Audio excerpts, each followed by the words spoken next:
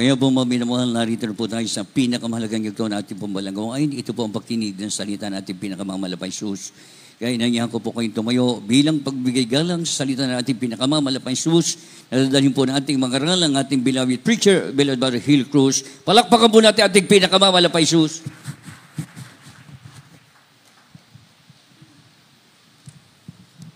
Amen. Praise the Lord. God bless you po, beloved co-preacher, Brother Paul Manzano. Tayo po muna magkaisa pong dumalangin sa ating pong pinakamamahal na Panginoon Jesus. Opo, dakilang mapagpalang ang banal sa langit sa makapangyarihang pangalan mo. Aming pinakamamahal na Panginoon Jesus na pinagbubuklaran ng mga biyaya sa pananalangin ng taong nilangisan. Aming minamahal ginagalang na Pastor, Evangelista, Wilder Emeda, and Papa o God. Misa pa kami nagpupun ng kapasalamat sa bawat yugto na aming panalagaw pinagparat nilangisan. Sa iyong patuloy na pagkilos sa aming kalagitan, patuloy ka na sa amin sa tutuwin o Diyos. Hallelujah. Subalit bago po yan, isa pa kami buong pagpapakumaba. Himingin ng kahabagan ng kapatawaran sa lahat ng amin nagawang pagkukulang, pagkakasala, pagsalansa sa balakalooban, patawaran bawa sa amin o Diyos. Hallelujah. At sa bahaging ito na pagdadala ng Ebanghelyo ng Kaligtasan, na tunay sa ganang akin, wala po akong magagawa, mahal na Panginoong Jesus. Ikaw po ang maglaga ng mga tamang salita sa aking bibig. Daluyan ng spiritual palas, simple kabanaan, intindihan na aming ibig ng mga baguhan, mga bisita, mga dating, bagay sa aming beloved webcast viewers, yung aming samot panalangin sa makapangyarihang pangalan ni Jesus at aming pinag-eksan sinasaway ang lahat ng hadlang ng kaaway, damos of hinders at don't believe, cast out from them, bind the power of darkness, and on all of this we pray. Amen and amen. Hallelujah. Praise the Lord. Everybody say, praise the Lord. Purihin po ating pinakamamahal na Pastor Kristo at unat tigit sa lahat, ako nagpapaabot po ng pinakamataas sa pagpupuri, pagwalhati, pagdali pagsamba sa ating pinakamamahal na Pastor Kristo na pinagbubukalan ng mga pagkapala. And we give double honor and respect to the man of God, to our dearly beloved Honorable Pastor Evangelist Will Almeida, the end time problem of God. We love so much former pastor, and we always treasure remember the blessed memories and teachings of our dearly beloved of San Pastor Leon Almeida, and praise God. At pagbati na rin po ng happy wedding anniversary sa ating minamat ginagana pastor, beloved San Pastor Almeida, and praise God. And greetings also to all the beloved children, grandchildren, whole Almeida family here in the Philippines as well as in US and Canada. At pagbati rin sa ating mga kapamanggaw sa lahat ng ating iniibig na mga kapatiran, sa mga iniibig na mga bisita dito ngayon, maging sa ating beloved viewers throughout the world, a pleasant afternoon and welcome to the royal family of God. Amen. Everybody say, praise the Lord! Beloved sons of God, always remember this one thing, that we are in the last days, perilous time, redeeming the times, for the days are evil. As a children of God, we should abide in the Lord always.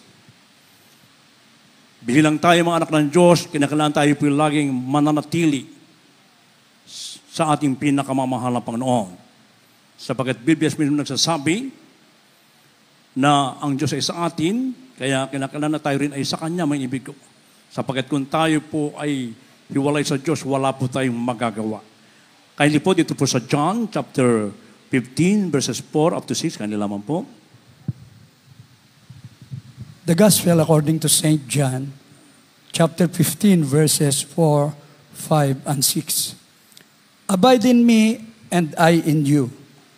As the branch cannot bear fruit of itself except it abide in the vine, no more can ye except ye abide in me. I am the vine, ye are the branches. He that abide in me and in him, the same bringeth forth much fruit, for without me ye can do nothing. If a man abide not in me, he is cast forth as a branch, and is withered, and men gather them and cast them into the fire, and they are burned. Amen. Galing po sa Tagalog. God bless you po. Dito po sa Juan Kapitulo 15, versikulo 4 hanggang 6. Kayo manatili sa akin at sa inyo, ako'y sa inyo. Gaya ng sanga na di makapagbubunga sa kanyang sarili, na maliban makakabit sa puno, gayon din naman kayo.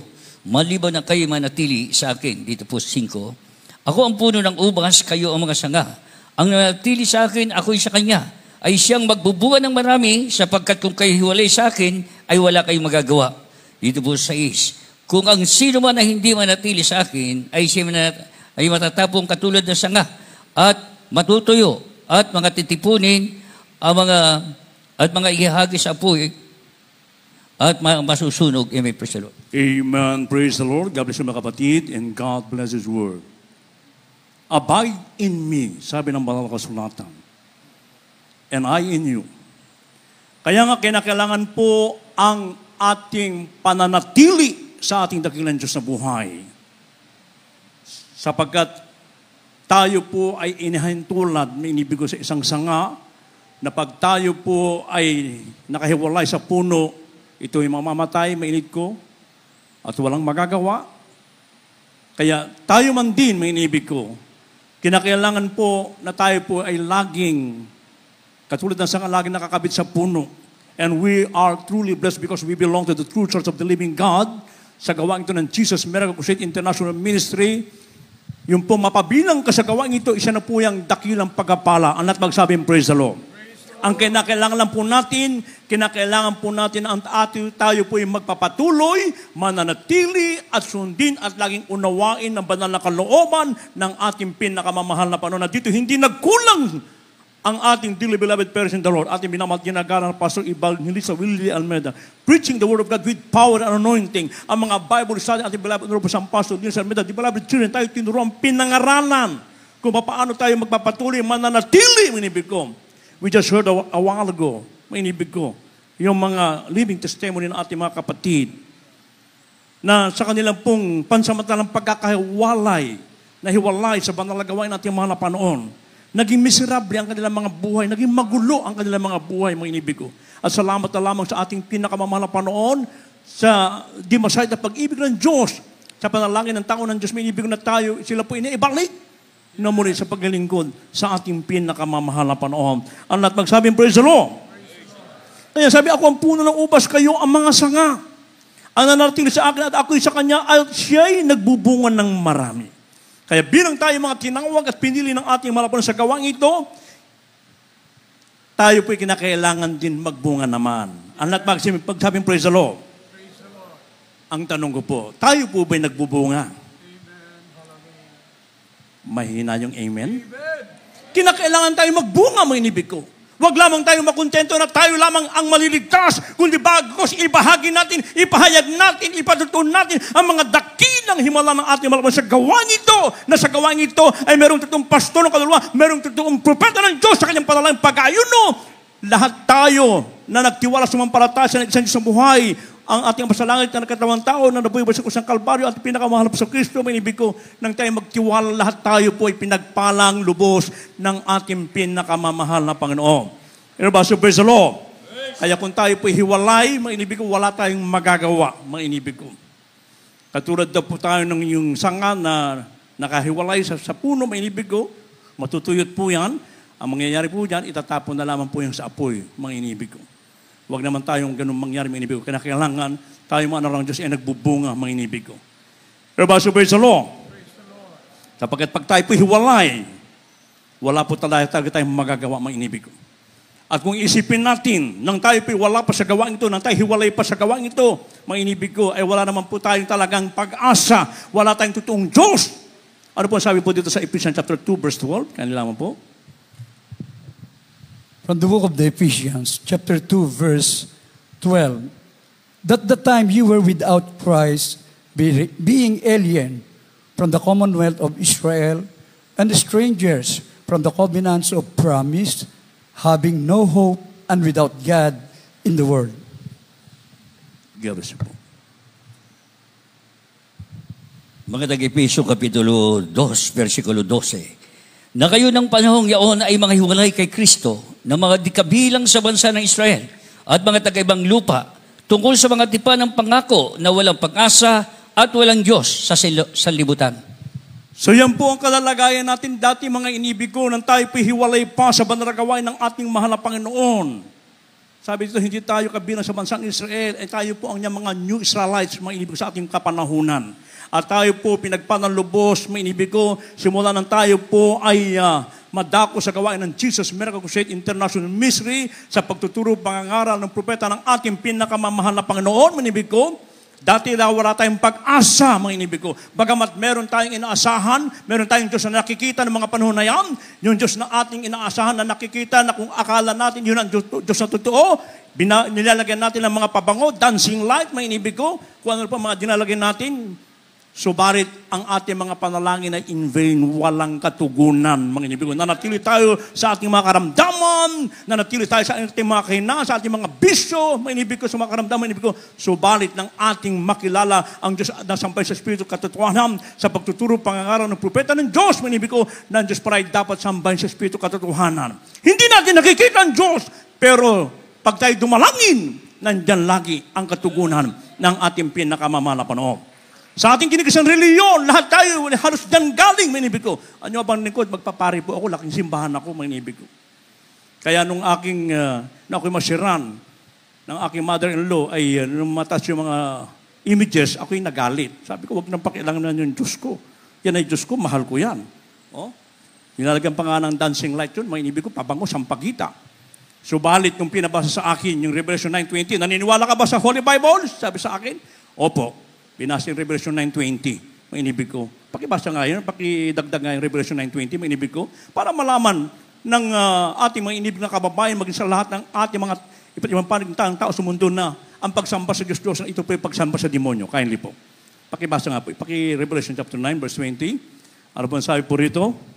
From the book of the Revelation, chapter 9, verse 20. And the rest of the men which were not killed by these plagues, yet repented not of the works of their hands, that they should not worship devils and idols of gold and silver and brass and stones and of wood, which neither can see, nor hear, nor walk.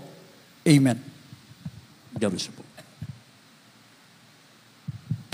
Apokalipsis Kapitulo 9, versikulo 20. At ang lalabi sa mga tao na hindi napatay sa mga salot ito, ay hindi nagsipagsisi sa mga gawa ng kanilang mga kamay upang sumamba sa mga demonyo at sa mga Diyos ang ginto at pilak at tanso at bato at kahoy na hindi nakakita at nakakarinig man unik nakakalakad man.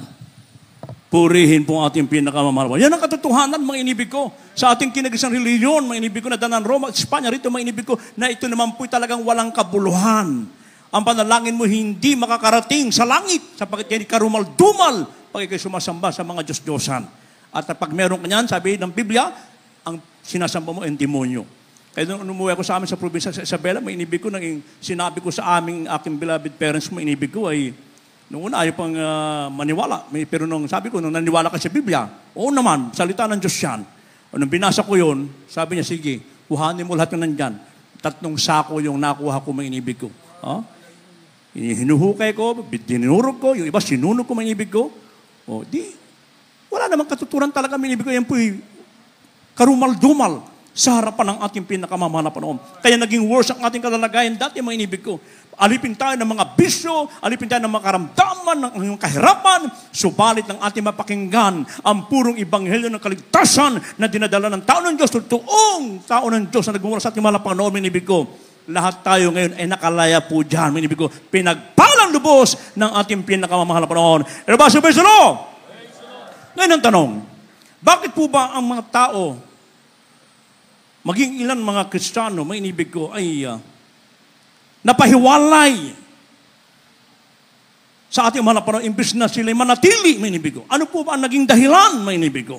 Ano po masabi po dito sa Ephesians chapter 4, verse 18? Kaya naman po.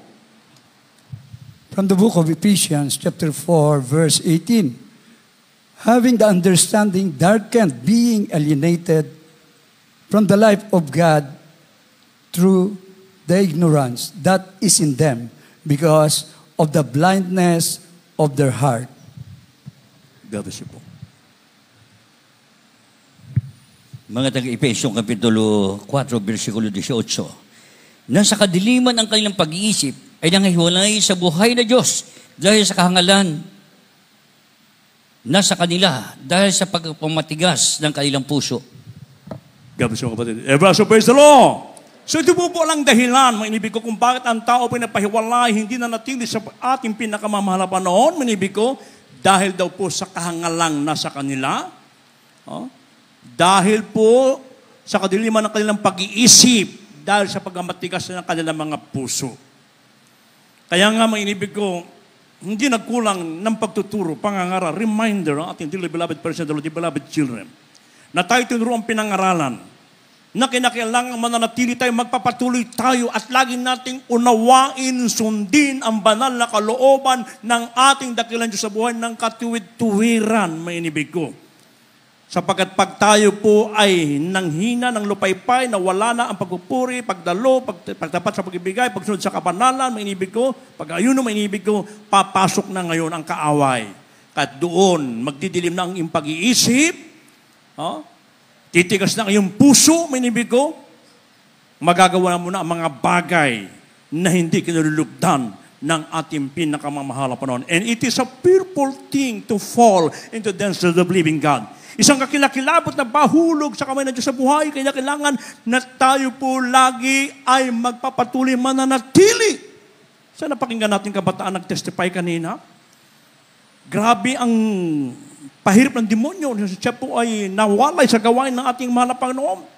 Sipin mo, susugatan niya yung katawan, lalaslasin niya, hindi pa nakontento, babasag pa ng bote, isasaksak sa kanyang hita, mga inibig ko, kukuha pa ng pati, ipupukpuk sa ulo. Yun ay bulong ng demonyo, mga inibig ko.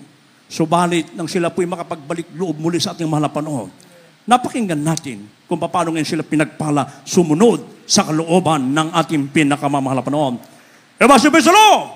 Kaya may babala ang ating dakilang Diyos sa buhay, mga inibig ko, na wag tayong hihiwalay, kundi bagkus mananatili tayo hanggang sa naralapit na pagbabalik ng ating pinakamamahal na panahon. Sapagkat pag tayo himiwalay, mga inibig ko, hahabulin ka ng lahat ng sumpa, sabi ng banal na kasulatan. Dito po sa Deuteronomy 28, verse 45, kanila man po. Dahan-dahanin mo ang pagkapasa niyang kapatid para maunawaan ang ating mga inibig ng mga kapatiran. From the book of Deuteronomy, chapter 28, verse 45. Moreover, all these curses shall come upon thee, and shall pursue thee, and overtake thee, till thou be destroyed, because thou hearkened not unto the voice of the Lord thy God, to keep his commandments and his statutes, which he commanded thee.